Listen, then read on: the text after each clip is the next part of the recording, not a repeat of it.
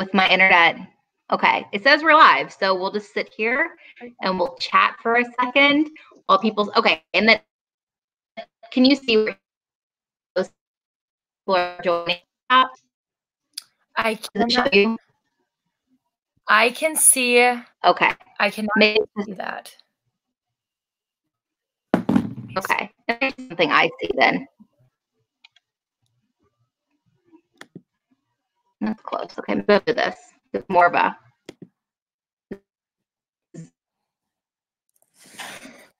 We're looking around, confused. I decided to do like a fun little series we've been doing. If you're joining us, the Dating Show has been doing Facebook Lives pretty consistently through COVID. Just trying to get, they're kind of stuck in their homes. And I was like, you know, I'm using face. So a few weeks ago, maybe 2 weeks ago, I put on Instagram Live.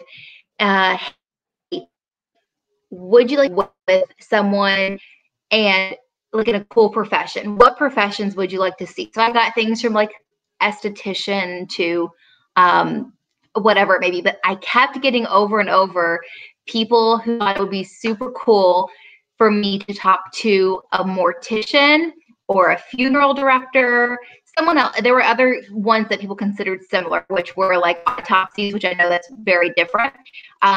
So Jenna was like, hey, I am a mortician. I am a funeral director. And I was like, awesome. Will you do this? So I'm really excited because, oh, this is that my voice is going in and out. So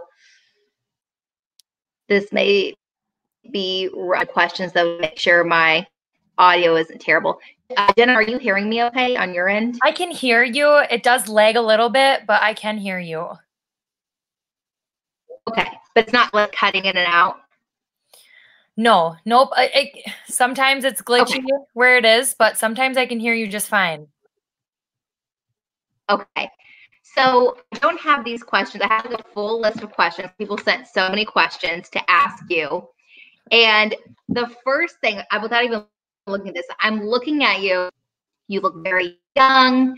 I don't know why, but for some reason, I just imagined someone like older in a dark room doing this work, and you look like someone who hangs out on like Lake Minnetonka on the weekends, and now you're a mortician, you're a funeral director. So I know a lot of people are like, how did you go down the path? How did you decide to do this? So a lot of people do this. Their family, it might be a family-owned funeral home or some sort of family affiliation. And I have no family affiliated with this profession. I was it was my junior year in high school. I was in an advanced biology class. And every week we'd get professionals coming in and telling us what they did, trying to spark our interest to see if we were interested in anything. One week we had funeral directors come and speak to us, and I could not stop asking questions. I wouldn't shut up. My hand was constantly in the air asking all these questions. So finally, one of the funeral directors told me, I think you should come down and job shadow at our firm. I think this might be something you'd be interested in. So I went down and job shadowed, and I truly fell in love with the profession. And it did not take long for me to realize it was something that I wanted to continue doing. So I was only 17, and it was just by chance. Yeah. So what is the schooling like for that? So every state is different. I live in Michigan. So in my state, it just requires a degree equivalent to an associate's degree, and then a licensed 1-year apprenticeship. And then you have to obtain a degree from an accredited mortuary science school. I went to the University of Minnesota, so go Gophers. And then you have to pass a 2-part national board examination, and then you have to pass your state boards. So every state is different. Ours is pretty relaxed compared to other states. But that was basically my path for the schooling. Okay. And I'm going to keep reintroducing you. Jenna just threw out in case people are joining us. Yeah. Jenna is she's a mortician. She is a funeral director. So this is kind of part of a like conversations with professional series that I'm going to do. So I'm going to look at these questions really quick and go into some people who have very funny questions for you and some normal ones. Okay. So the first one is, how often do bodies move post-mortem?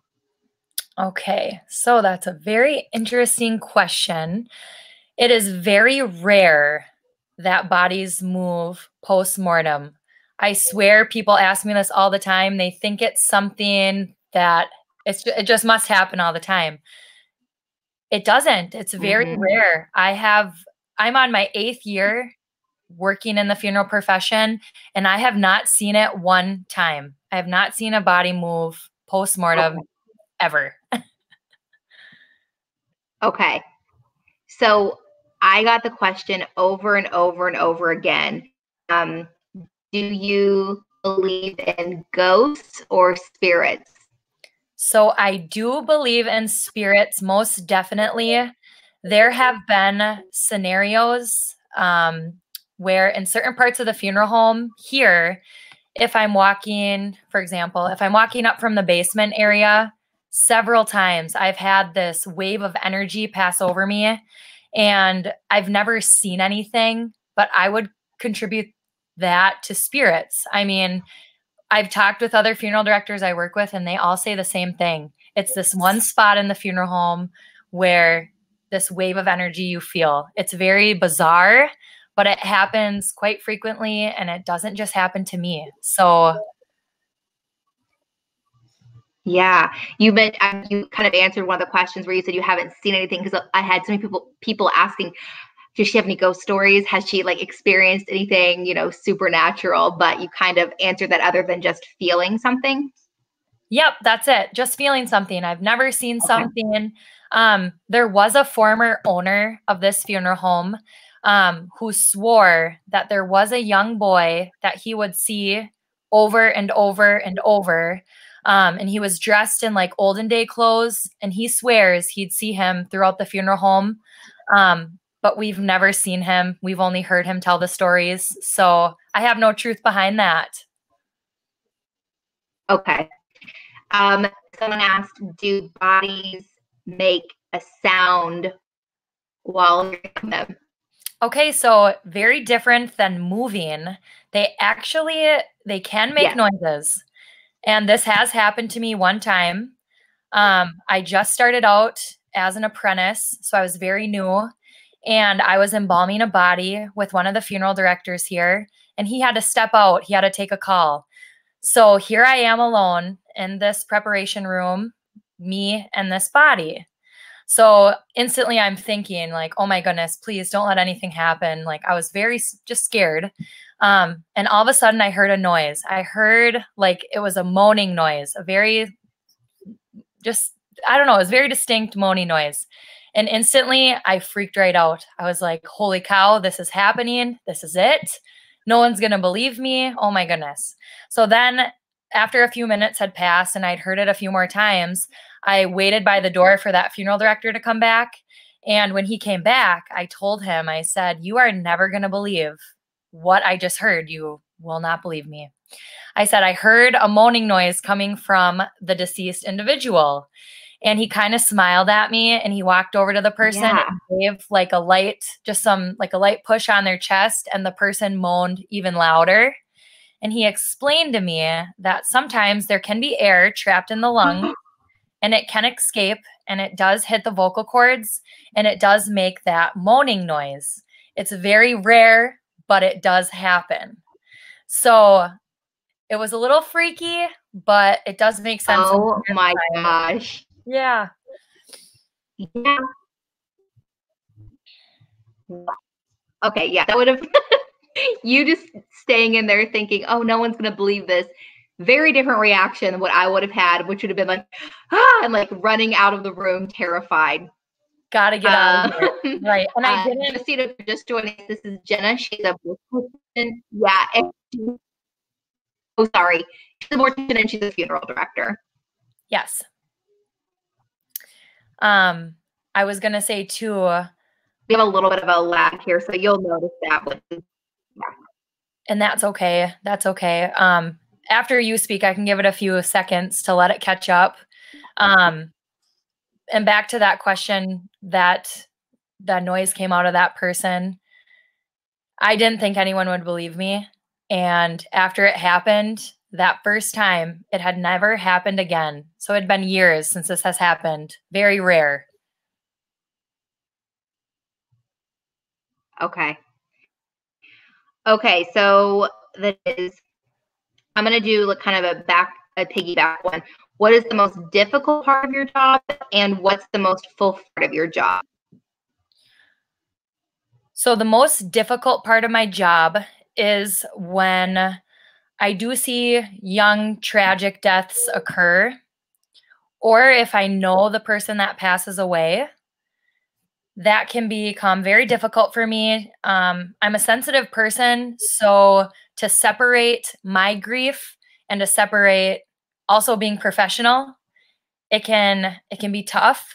But on the flip side of that, the most fulfilling part or the best part, when a family walks in and they're so overwhelmed and they're so upset and they don't even know where to begin, and I get to relieve some responsibility from them by explaining that I'm going to do everything from A to Z for the family. After services, the family will come up to me and they might hug me or they might shake my hand and they might say, thank you, that, I truly appreciate what you did for me. Everything went smoothly. That's when I know that my job is done and that I did my job. And it's extremely rewarding in that sense that I just got to help someone through the most difficult part of their life.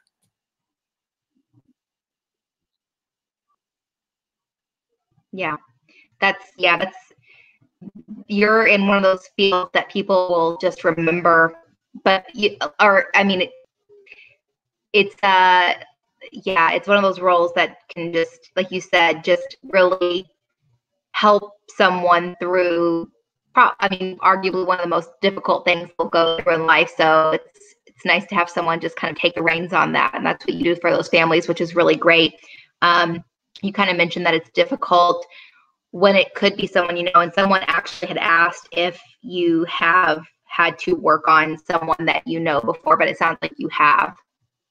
Yes, I live in a very small town. So it's common that the people I am working on, it's common that I know them. I have had relatives pass. I've had classmates that have passed, and my friends' grandparents, and just people that are well known in this community. So that is when my job can be definitely difficult. Yeah. I don't know I didn't ask you in advance if you're in a relationship or dating or you're married, but maybe, but someone asked if this affects your dating life. Like you go on a date, they're like, so what do you do? And you're like, I'm a mortician. Does that, or has that affected your dating life? So I am in a relationship, and I did laugh at that question because people, when they meet me, that's like the last job they expect to hear come out of my mouth. So it's funny. I haven't noticed that it's affected any of my dating. However, I could see my on-call schedule making me available limited. I could see that, causing an issue, but personally, it has not. It really hasn't. Okay. Let's see. Someone asked, does the smell bother you? And I giggled at that one because I guess most people probably think that it does smell bad. However, with a deceased person, there's generally not a bad smell associated with it unless that person has been deceased for an extended amount of time. Then there would be an odor, and it doesn't particularly bother me, but I can definitely see where it would become bothersome to some people, or where I have seen other medical professionals on the scene having issues with stomaching what they're seeing. And I think a normal person, it probably would, but it doesn't to me. No.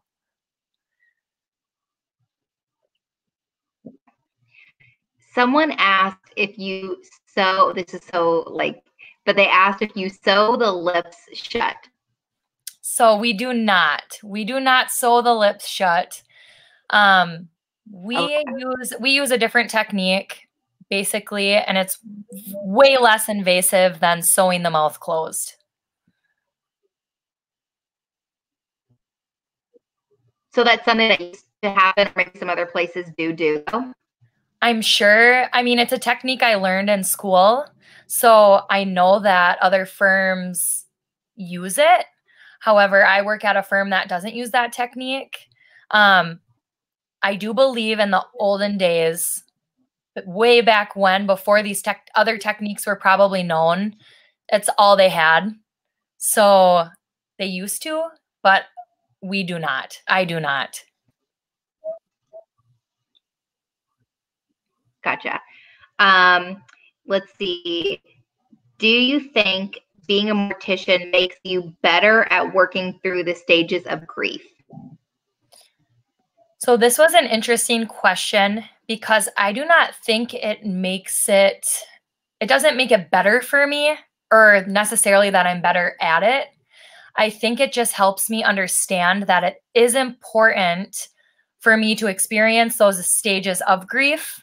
And it makes me know that there are resources out there that can help me with my struggles, but I wouldn't necessarily say it makes me better. Okay.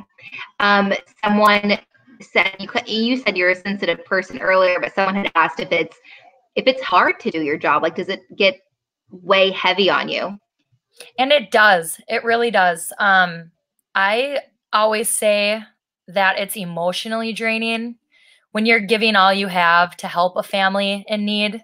At the end of the day, as rewarding as it is, yes, it is emotionally draining, especially with those tragic deaths, the people you may know when you have a personal connection, even when you don't have a personal connection to. Yes, it's emotionally draining. You have to find outlets. You have to find things that can help alleviate that stress, that heaviness, whether it be working out or, other things that get your mind off of what you do at work. It's definitely important to find those outlets.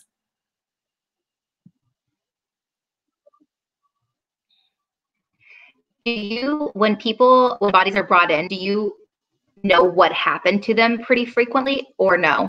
So, we don't know the actual cause of death. A doctor will sign the death certificate and put the actual cause of death. However, some things are very clear.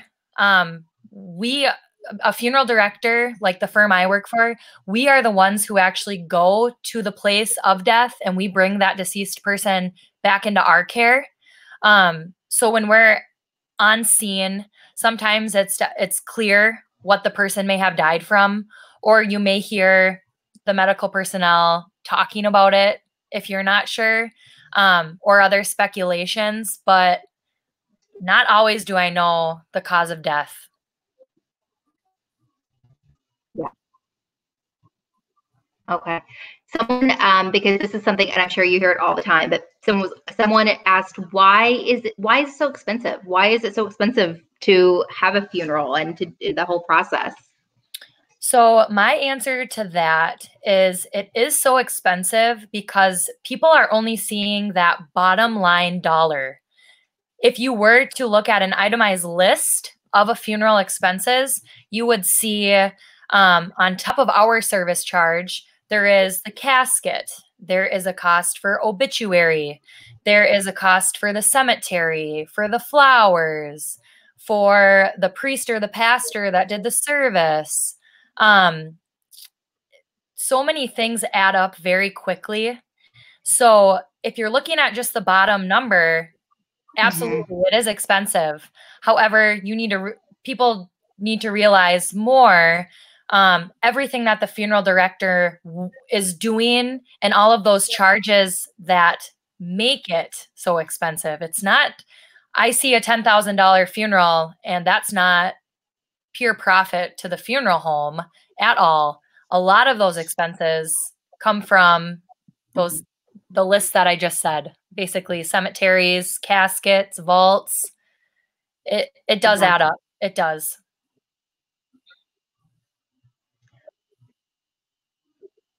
Yeah. If you're just joining us, she is a funeral director. She's a mortician. Another question, because I have a bunch of questions people sent me online, is do you listen to music while you work or talk to the body?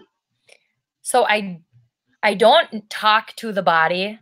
However, not conversation wise, but if I'm moving the person, I will speak to them because they are an individual. So for their dignity, I do refer to them as their full name. And with the music, I always am listening to music in our preparation room. I even have playlists special for embalming or for, applying the makeup to a person. I find it very therapeutic to listen to music.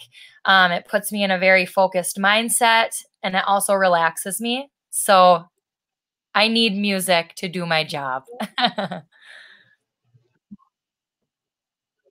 What kind of music is on an embalming playlist? I have to know. So this might just be for me, but I like country. So today's top hits, country hits would encompass an embalming playlist for me. I laughed because at the end of this year and last year, Spotify will prepare for you like your top 50 most listened to songs. And for the first 3 months of this year, that was my embalming playlist, was my top 50 from 2019. So rap music, alternative, it's a very wide range. But yeah, it's definitely important for me. Yeah. Do you have dreams or nightmares about any of you work on? I don't have nightmares about any of the deceased individuals that I have worked on, but I definitely have nightmares of forgetting to do something for a family, showing up late to the church with the body. This is like a reoccurring nightmare I have. And every time I wake up, I'm soaked in sweat, and it's very terrifying for me just because we are so diligent in our work. So yeah, I do have nightmares, but it's not what you would think, I guess I should say. Gotcha. Do you have a memory of the weirdest, it says, case/cadaver you've worked on? I put a lot of thought behind that question because every individual is different that I work on. However, one very sad, it will not ever leave my mind. When I worked for a funeral home in Minnesota, there was a case we got called to where this individual had taken their own life, and they had laid across these train tracks. And when the train had went by, it had severed them in two. And when I showed up on scene, the medical personnel was looking for this person's head. And my knees were buckling. I felt so sick, so uneasy. And even though I was very inexperienced at the time, that is still something that I'll never forget. And to me, that's what I would put under worst case, worst cadaver that I've ever had to deal with.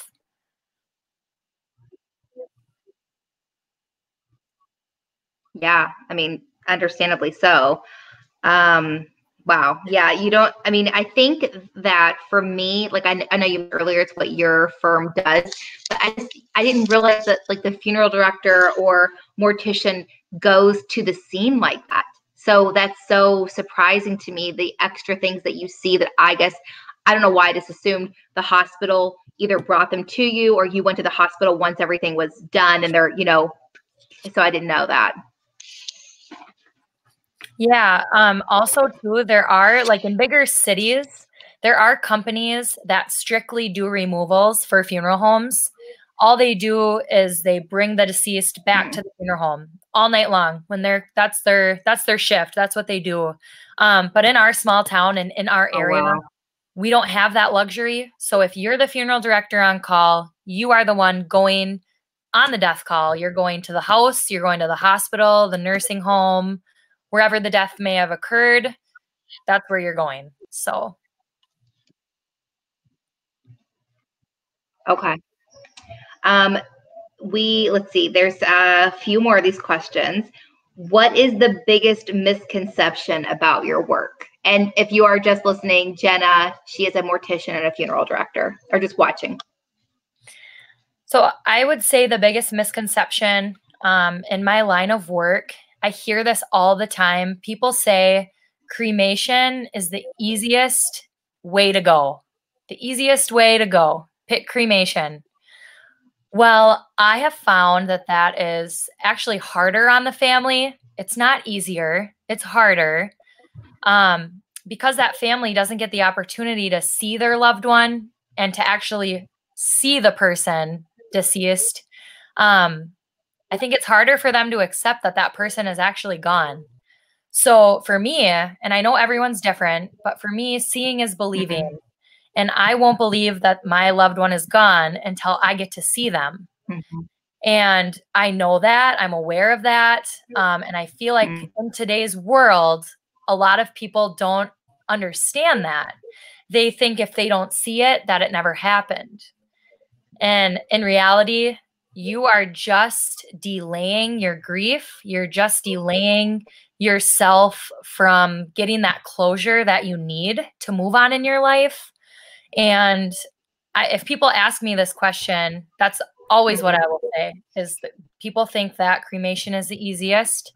And it's not. It's more difficult. Yeah. Our lady, I'm getting ready. Okay. Someone asked, oh, there we go. Oh, the blinds were so bright on me. Thank you, Jake. Gosh. Someone asked, have you had any life epiphanies you learned while working with the dead? So I can't think of just one in particular or a particular moment that struck me as an epiphany, but I have definitely had several instances where I do realize my job is a calling. I was called to do this, and I am exactly where I need to be. And I've also realized that life is short, life is fragile. And when I see people that pass away from, tragic incidents such as a car accident, it makes it even more clear to me that our bodies are fragile.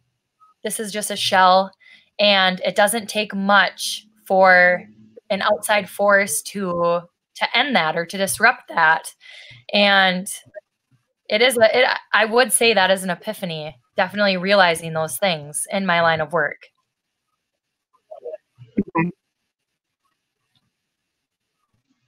Yeah, I mean, I would say it takes, every job you could say takes a certain type of person or special person, but I would say people would probably definitely agree that in your line of work, it takes a special individual to do that kind of work because not everyone can or would want to do that. I was going to see, this is an interesting one. What is the craziest thing you have removed from a body? That one made me think so hard because honestly, I have not removed anything weird from a body that I can recall. I mean, sometimes people will pass away and they might still have certain tubes or IV lines in them, I guess, that we do have to remove. But I have never pulled something so strange off a body that I would remember it, Another misconception, I think. Yeah. Okay. I was curious on that one. Good question.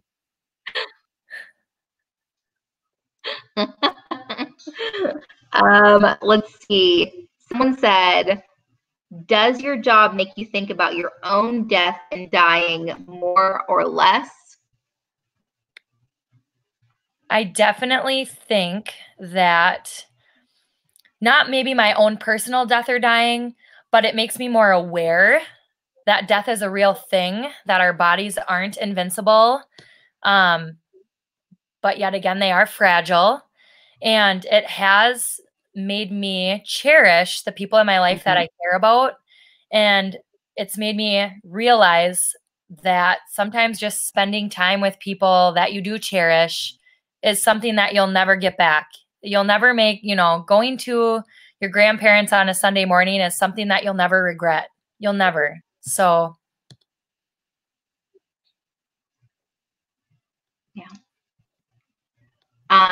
Jenna, I have one weird question. I spoke to someone before. This was actually at our state fair like 2 years ago, and he said he used to be a mortician. And he said there were a couple of different ways you can do things with the body. And I wasn't there for the conversation, but my best friend, Samantha, she came up to me and she was like, Falen, if you have to tell them I want it like the embalming, and I'm probably wording this wrong, done to my legs, because he said there are like a couple of different ways you can do it. And one way, it makes the top part look a little bit more bloated. And the other way, if you did the legs, would make those look bloated, which you don't see in the casket. And she was like, you have to tell them I want it the way where my face doesn't look bloated. Is that a true thing? That is so funny because yes, it is a true thing. There are several techniques you could use when you are embalming a person. The leg is one of them. However, if you're careful, you can do it just the traditional way.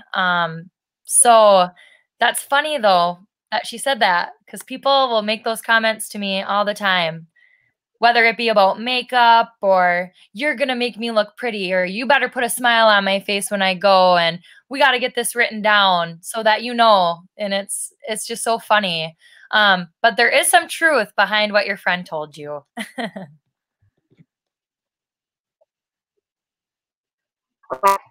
Okay, I'll keep that in mind. Jenna, I don't want to take up your entire night. I think we went through most of the questions. I think we've had a few over. Some people asked about, which I don't know if you want to talk about this, but someone messaged and they asked about the eyes of a person. So I don't know if you want to touch on that at all. Did they say, wait, did they ask a specific question about the eyes? Let me see. I think they were asking early. I think it came up earlier when I brought up possibly sewing the mouth shut. I think that they then wrote how about the eyes to that question. Okay, so the eyes, we simply, so there is a contact lens that has some ridges in it that will keep the top lid closed. It's not an invasive thing. It's just simply lays over the eye and it keeps them closed. So, and I believe that's the only technique that I was ever taught.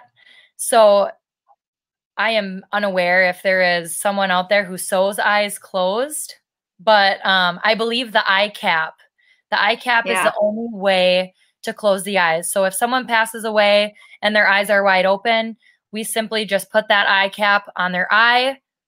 The top lid goes over it and it stays in place. So not invasive, very simple.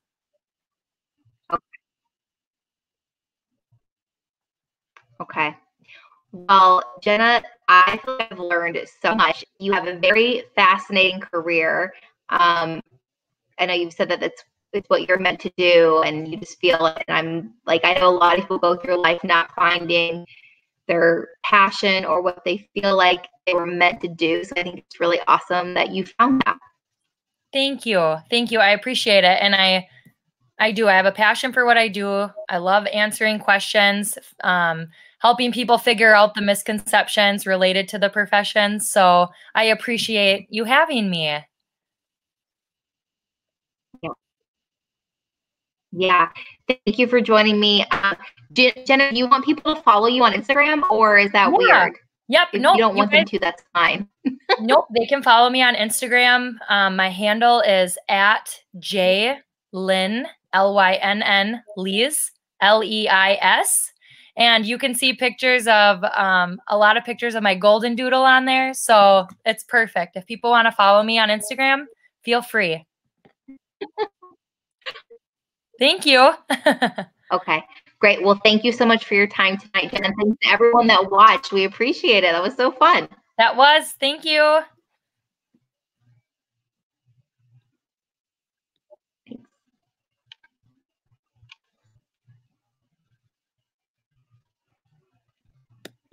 Okay, it's ending.